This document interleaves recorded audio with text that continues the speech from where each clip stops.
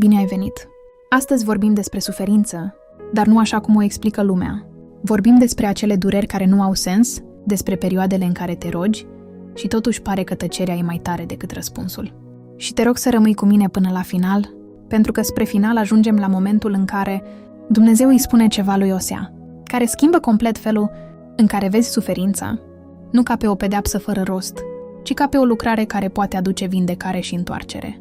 Osea, capitolul 2, este unul dintre cele mai intense capitole din Scriptură, pentru că îmbină două lucruri care par imposibil de ținut împreună: dreptatea lui Dumnezeu și dragostea lui Dumnezeu, disciplina și mângâierea, adevărul care doare și speranța care vindecă.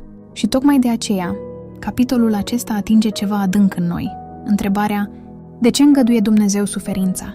Dar înainte să intrăm în mesaj, trebuie să înțelegi contextul.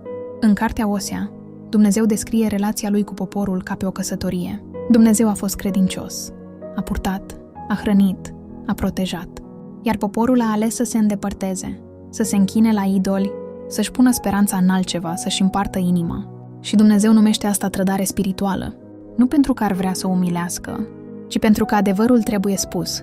Când părăsești pe Dumnezeu, nu pierzi doar o religie, pierzi izvorul vieții. Și aici începe capitolul 2. Dumnezeu vorbește despre consecințe.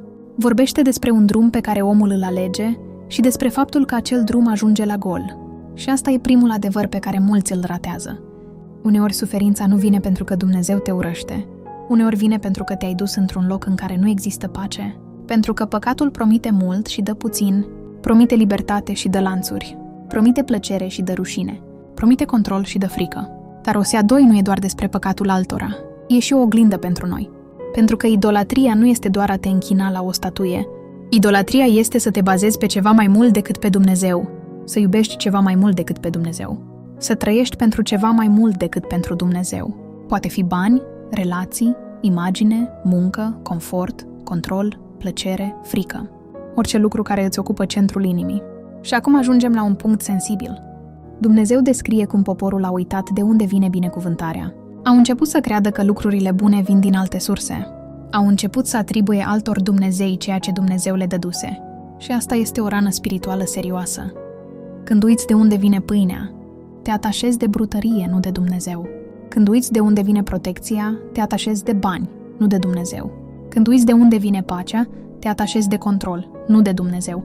Și de aici vine o lecție mare. Uneori, Dumnezeu îngăduie să se zguduie lucrurile de care te-ai agățat, ca să înțelegi că nu ele sunt izvorul. Uneori Dumnezeu lasă să se clatine ce credeai că te ține, ca să te întorci la Cel care chiar te ține. Asta nu e un mesaj popular, dar e adevărat. Există o suferință care te distruge și există o suferință care te trezește. Există durere care îți rupe credința și există durere care îți curăță credința. Diferența nu e doar în durere, ci în felul în care te raportezi la Dumnezeu în durere.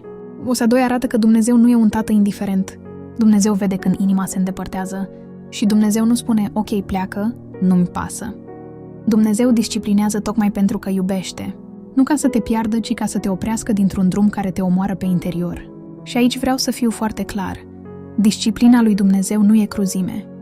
Disciplina lui Dumnezeu e limită pusă haosului. E ca un gard pus lângă prăpastie. Dacă te-ai obișnuit să alergi spre margine, gardul te lovește, dar te salvează. De multe ori noi interpretăm orice blocaj ca pe un atac. Dar uneori blocajul e protecție. Uneori ușa închisă e milă. Uneori planul stricat e scăpare. Uneori relația care se rupe te salvează de ani de durere. Uneori ceea ce numești pierdere este Dumnezeu care îți oprește o cale greșită. Și acum să facem asta personal. Ai trecut printr-o perioadă în care ai pierdut ceva? Ai simțit că Dumnezeu ți-a tăiat o sursă? Ai simțit că ți s-a închis ceva ce părea sigur? Ai simțit că ai ajuns într-un loc de gol? Nu te grăbi să spui: Dumnezeu m-a părăsit. Întrebarea mai profundă este: la ce m-am lipit? În ce mi-am pus speranța? Ce a devenit idolul meu? Pentru că uneori Dumnezeu nu îți ia ca să te pedepsească, ci ca să te întoarcă la El. Osea 2 mai arată ceva. Când omul fuge de Dumnezeu, ajunge să alerge după lucruri care promit iubire, dar nu pot iubi. Idolii nu iubesc. Idolii cer. Idolii consumă. Idolii storc. Dumnezeu în schimb iubește. Dumnezeu disciplinează cu scop. Dumnezeu vrea să vindece. Și poate întrebi: cum știu dacă suferința mea e disciplină sau încercare? Uneori nu știi imediat, dar poți să faci ceva simplu.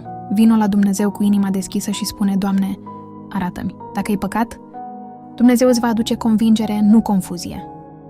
Dacă e încercare, Dumnezeu îți va da putere, nu condamnare. Dumnezeu nu te duce în haos, ci spre lumină. Și mai e un adevăr. Suferința scoate la suprafață ce e în noi. Când totul merge bine, poți să te ascunzi după activități, dar când se clatină, se vede ce te ține.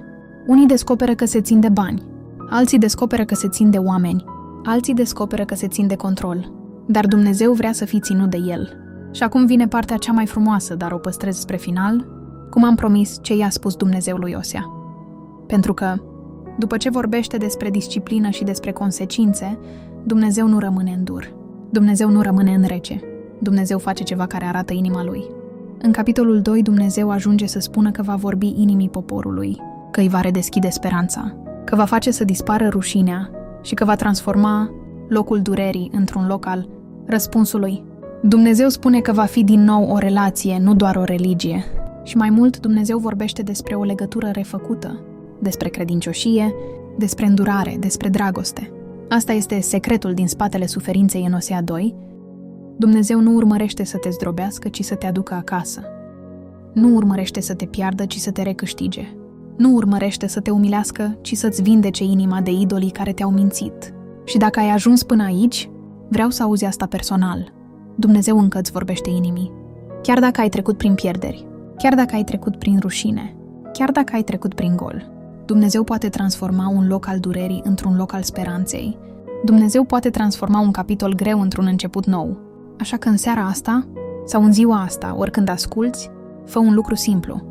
Spune-i lui Dumnezeu adevărul. Spune: Doamne, sunt rănit. Spune: Doamne, mi-e greu. Spune-mi: Doamne, arată-mi unde mi-am pus inima. Și apoi spune: Doamne, întoarce-mă. Pentru că Dumnezeu nu respinge un suflet sincer. Și acum ne rugăm. Doamne Dumnezeule Tată Ceresc, vin înaintea Ta și îți aduc suferința mea. Îți aduc întrebările mele. Îți aduc rănile mele. Îți aduc pierderile mele. Doamne, dacă am fugit de Tine, întoarce-mă. Dacă mi-am pus inima în lucruri care nu pot să mă țină, arată-mi și ajută-mă să mă desprind. Dacă am făcut din control un idol, rupe-l. Dacă am făcut din bani sprijin, curățește-mi inima. Dacă am făcut din oameni sursa mea, ajută-mă să Te pun pe Tine primul. Doamne, nu vreau doar să scap de durere, vreau să fiu vindecat. Nu vreau doar să treacă sezonul, vreau să ies din el mai aproape de Tine. Vorbește-mi inimii, Doamne, așa cum ai promis. Adu speranță în locul golului, adu lumină în locul confuziei, adu credincioșie în locul rătăcirii și ajută-mă să Te iubesc cu o inimă întreagă. În numele Domnului Iisus Hristos, amin.